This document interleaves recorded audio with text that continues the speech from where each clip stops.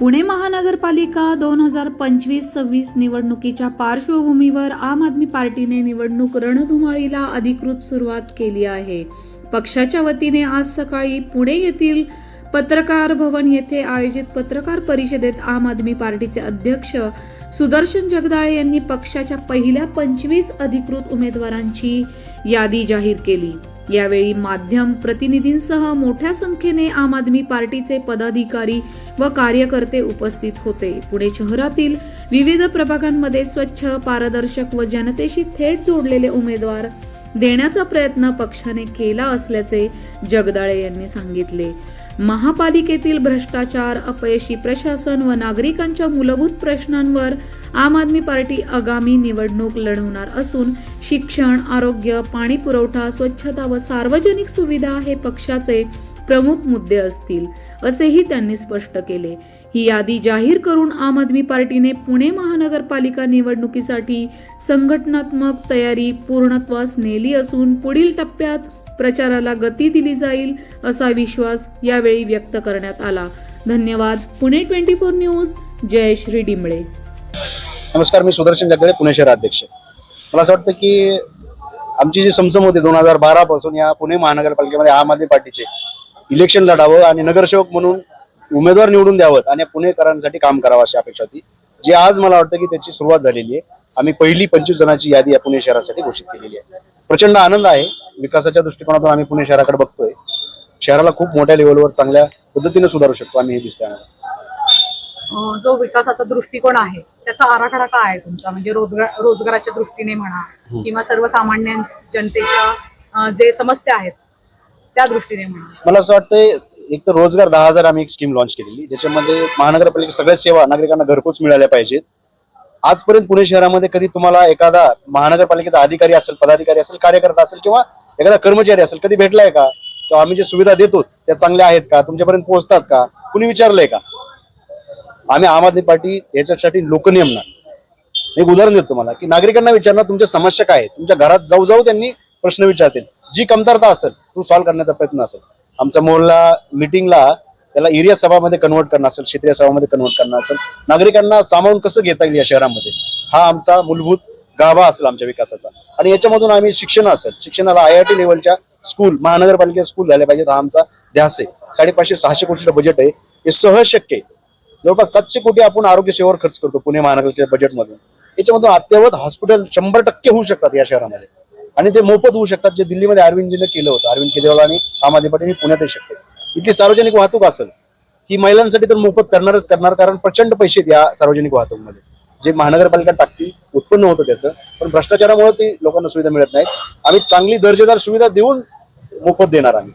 आणि माझं एक स्वतःचं आणि आम आदमी पार्टीचं आमचं एक गेम आहे, प्रत्येक नागरिक घरातून ऑफिसला 30 मिनिटांमध्ये पोहोचला पाहिजे आणि ऑफिसमधून घरी 30 मिनिटांमध्ये पोहोचला पाहिजे. अशी सार्वजनिक वाहतूक या शहरामध्ये उभा करण्याचा आमचा प्रण आहे. टँकर मुक्त पुणे शहर झालं पाहिजे. स्वच्छता, जी दुर्गंधी आपण शहरामध्ये बघतो, ढिगारचे ढिगारे पडलेले असतात, स्वच्छता ही प्राधान्याने घेतली जाईल. त्याच्यापासून रोगराई पसरती आणि लोकांची मानसिकता सुद्धा महानगरपालिकेकडून बघण्याचा दृष्टिकोन चेंज होतो. नव्हे महानगरपालिकेला म्हणजे काही लोक तर असे ते इतकं भ्रष्ट आहे पालिका, त्यांच्या डोळ्यासमोर दिसतं की इथं ढीग म्हणजे भ्रष्टाचार. हे आम्ही काम कमी करण्याचं काम करू या शहरामध्ये. तुम्ही जे बोललात माझं 4C मी नेहमी म्हणतो. म्हणजे एखादा उमेदवार एखाद्याला घोषित करायचे असेल तर तो नॉन करप्ट असावा, नॉन क्रिमिनल असावा, नॉन कम्युनल असावा आणि त्याचं कॅरेक्टर चांगलं असावं. हे माझे 4C आहेत या शहरासाठी. अशामध्ये जो फिट होईल तो उमेदवारच घोषित होईल. आणि मला खात्री आहे माझ्याकडे जेवढे आजपर्यंतचे लोक आहेत आम आदमी पार्टीत काम करणारे सगळे याच्यामध्ये फिट होतात. सर्वसामान्य जनतेला काय आव्हान? सर्वसामान्य जनतेला म्हणाल की तुम्ही आजपार घराणेशाहीला निवडून दिलं, म्हणजे ज्याच्याकडे स्कूटर पण नव्हती यांनी फॉर्च्युनर घेणार, विमान घेणार, 100 एकर जमीन घेणार, 100 फ्लॅट नावावर करणार, अशी राजकीय लोक बघतो आपण.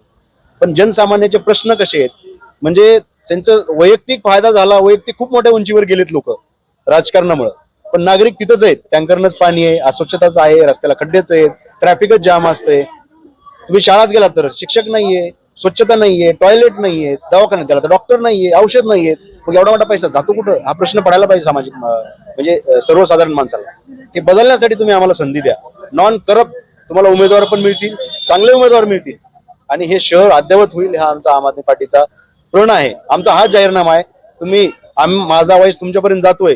अजून किती दिवस येईल आणि नाही येईल मला माहित नाही, पण या माध्यमातून तुम्हाला मी आवाहन करतो की आमच्या प्रभाग 31 मधून अमोल काळे आणि प्रभाग 11 मधून आमचे दत्तात्रय भांगे आहेत.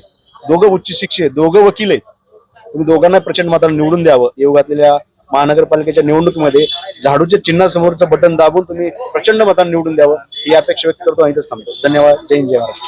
प्रथम पहिल्या यादीमध्ये तुमचं नाव जाहीर झालंय प्रभाग क्रमांक 11 मध्ये. खूप खूप अभिनंदन. कसं वाटतं तुम्हाला? कसं वाटतं म्हणण्यापेक्षा 4 वर्ष झालं मी या पार्टीशी हे आहे, संलग्न आहे. 4 वर्षापासून मी म्हणजे एकदम गल्ली बोळाच्या लेवलला काम पाहतोय. तर जसे आपण आता मी आता सध्या जर का प्रभागाचा विचार केला, आमचे शहराध्यक्ष शहर लेवलचा विचार करतात आणि म्हणजे त्याचा विकास होण्यासाठी प्रयत्न करतील. आम्ही आमच्या प्रभागाच्या बद्दल सांगू इच्छितो की माझ्या प्रभागातली एक महानगरपालिकेची शाळा आहे, बाबासाहेब मोळ शाळा म्हणून, पुणे म्युनिसिपल कॉर्पोरेशनची. तेवढी एक जरी शाळा मी चांगली अद्ययावत जसं शहराध्यक्ष म्हटले तशी मी करू शकलो तरी माझ्या नगरसेवक पदाचं सार्थ लागलं असं मला वाटेल. कारण की जसं मी ज्या भागात आहे प्रभाग क्रमांक 11 केवाडी, हनुमाननगर, राऊतवाडी, त्या भागामध्ये 1995 साली मी 5वीला होतो. तेव्हापासून आता 2025 पर्यंत 30 वर्षामध्ये एकही शाळा तिथे नवीन ओपन झाली नाही. सरकारी शाळा मोर विद्यालयामध्ये होतो आम्ही.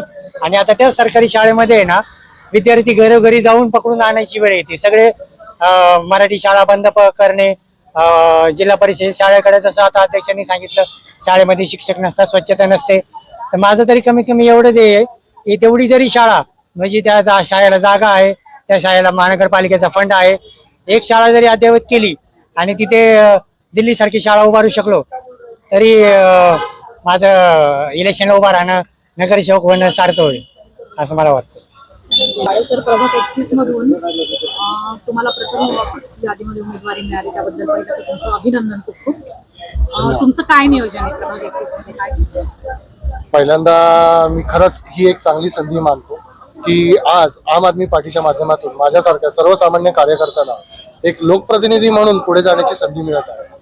आतापर्यंत आपण जे राजकारण बघितलं त्यामध्ये प्रस्थापित लोकच पुढे येत असतात. त्यामुळे ही एक खूप चांगली संधी आम्हाला मिळालेली आहे. या संधीचं आम्ही नक्कीच सोनं करू. माझ्या प्रभागात म्हणजे प्रभाग क्रमांक 31 मध्ये सध्या मेट्रो आल्यामुळे मोठ्या प्रमाणावर नवीन बांधकामं होत आहेत. त्यामुळे बेसिक इन्फ्रास्ट्रक्चर जे आहे, सिवेज वॉटर झालं, रस्त्यांची अवस्था झाली, फुटपाथ झाले, या समस्या खूप मोठ्या प्रमाणात निर्माण होत आहेत. तसेच कोथरूडमध्ये सुतार हॉस्पिटल, जयाबाई सुतार हॉस्पिटल हे एक प्रसूतिगृह आहे. त्या प्रसूतिगृहात नुकतंच मी काही दिवसांपूर्वी एक स्टिंग केलं होतं.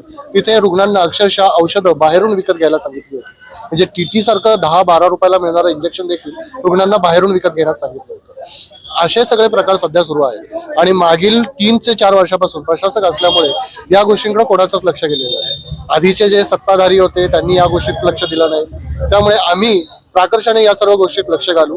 प्रभाग क्रमांक 31 मध्ये सध्या भाजी मंडईची समस्या आहे. ती समस्या खूप मोठी आहे कारण रस्त्यावर सर्व भाजी विक्रेते असतात. भाजी मंडई बांधून तयार आहे पण महापालिकेला त्याची उद्घाटन करण्याचं किंवा तिथे भाजी मंडई सुरू करण्यास वेळ नाही. अशा अनेक समस्या प्रभागात आहेत. त्या प्रभागातल्या समस्या प्रामुख्याने सोडवण्याचा आम्ही नक्कीच प्रयत्न करू.